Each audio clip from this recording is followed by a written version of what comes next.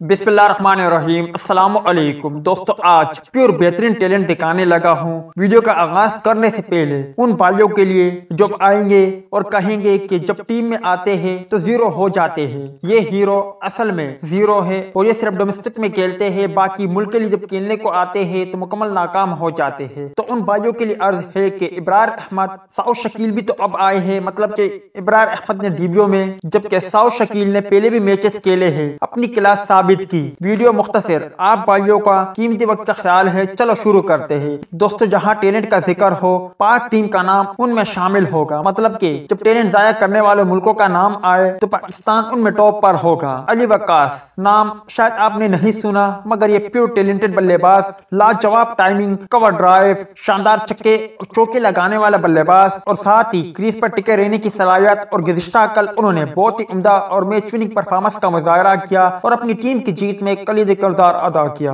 अली वक्कास की बात करें तो अली वक्कास ने गुज़िश्ता कल बहुत ही उम्दा टाइमिंग के साथ 3 शानदार छक्के लगाए, जबकि 10 बहुत ही आला किस्म के चौके लगाए। अली वक्कास की बात करें तो उन्होंने गुज़िश्ता कल 122 गेंदों का सामना करते हुए नॉट आउट रहते हुए 121 रन बनाए और अपनी टीम की जीत में कलीदी किरदार अदा किया। अली वक्कास प्योर टैलेंटेड बल्लेबाज है, उनकी बैटिंग की मुख्तसर झलक आपने स्क्रीन पर देख ली या आप देख रहे हो। यकीनी तौर पर यह बल्लेबाज आने वाले वक्तों में पाकिस्तान का नाम रोशन कर सकता है और पाकिस्तान के लिए बहुत उम्दा किरदार अदा कर सकता है। आप भाइयों को अली वक्कास की बल्लेबाजी देखकर किस तरह लगा?